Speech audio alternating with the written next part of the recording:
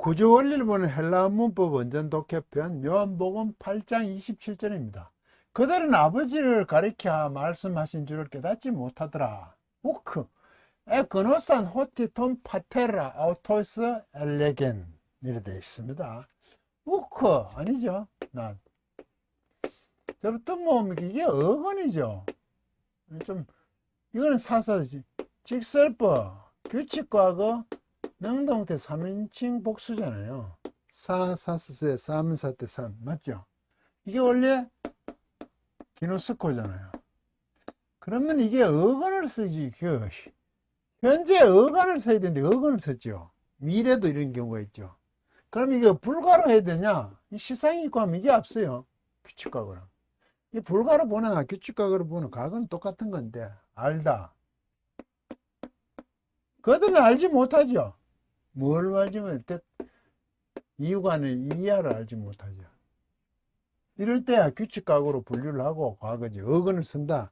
현재 어간을 쓰지 않고 이게 너무 길어서 그런지 대부분 미래를 나타낼 때는 어간을 많이 씁니다. 톤, 그 아버지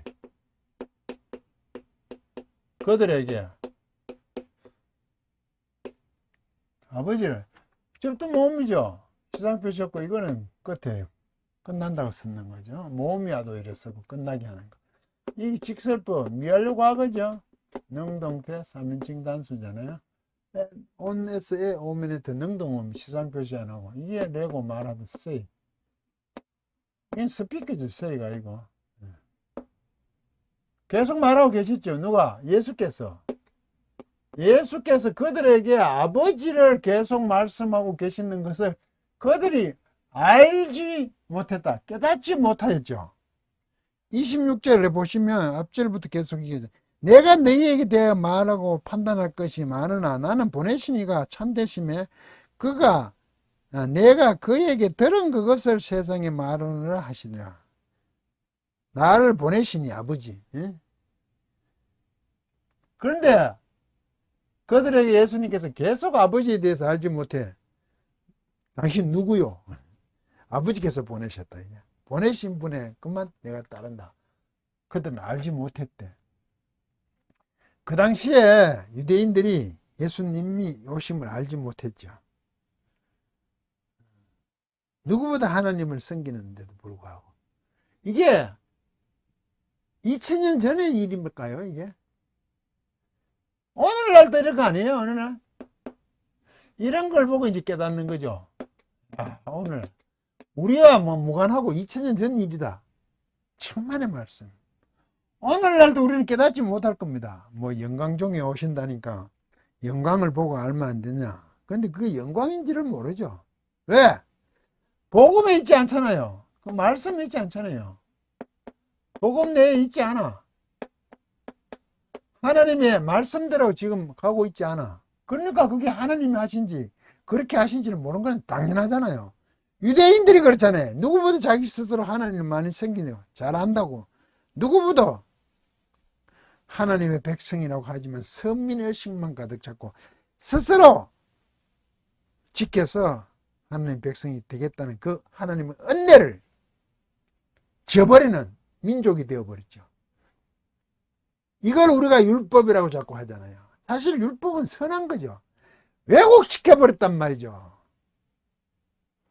하나님으로 말미암아 택함을 받은 존재들인데 자기 스스로 그렇게 된 존재라고 생각하는 그런 선민의식이 비뚤어졌죠.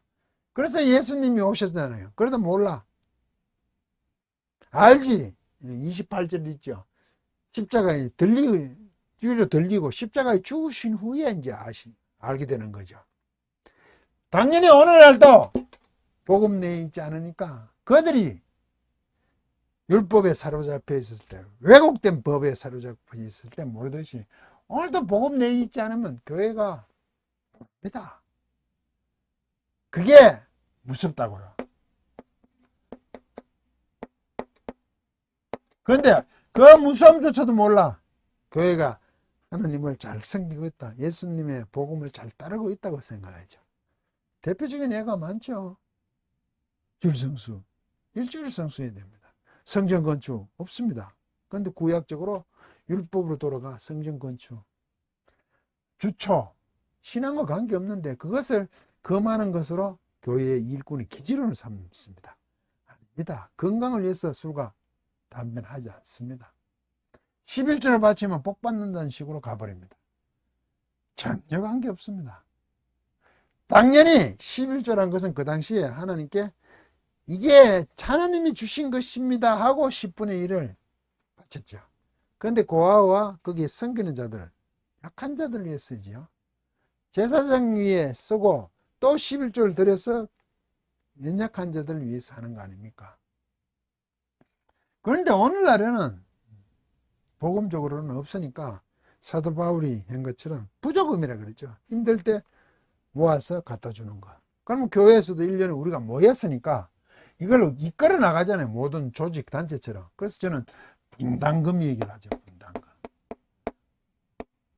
헌금이라는 것은 자꾸 축제자 여러 가지 종류로 명세를 많이 만들어서 막 바치니까 교회에 우리나라 복음이 전하지고 교회에 있을 때 너무 힘드니까 사역자들이 성도들 하여금 많은 것을 바치기 위해서 겨우 쉽게 아주 비근하게 해서 입에도 폴치를 하기 위해서 굶지 않기 위해서 그 감사의 여러 가지 헌금의 종목들을 정하였지만 저는 이제 그렇게 해서 남는 것으로 그 당시처럼 그렇게 힘들지도 않은데 입에 풀칠을 하는 정도가 목회자들이 아닌데도 계속 그걸 확장시키니까 잉여 남는 것은 자꾸 넓히는 거예요. 땅을 사고 크게 성중 건축 크게 건물을 지으면 사람이 온다고 생각하는데 전혀 보급적이지 않죠. 그래서 교회는 1년에 예산이 필요하다. 그럼 그 예산에 맞게 헌금을 해서 내가 1년에 얼마를 감당하면 되겠다. 그래서 좀 모자라면 1년에 1억인 것 같으면 다 받아보니까 이게 1억이 안 돼. 그럼 헌금을 그럴 때 분담금 헌금을 하는 거죠. 1년에 분담. 그러면 조금 더 또 써내겠죠. 나는 얼마 드리겠습니다. 그래 한 110%쯤 되면 이제 그만 받습니다 하고 그 분당 1년의 예산을 다 쓰면 되잖아요. 제로베이스죠. 제로베이스. 축적으로 남는 게 아니고요. 그게 맞잖아요. 그래 보고만 있어야지 알아볼 거 아닙니까? 예수님 모실 때도 영광 중에 오는 그것 어떻게 오시는 것 보고만이 없으면 모르죠. 세상 사람과 똑같으니까. 그 당시 말씀이 오늘날 우리에게 하고 있다. 오늘날 놓치지 마시기 바랍니다. 강의를 마치겠습니다.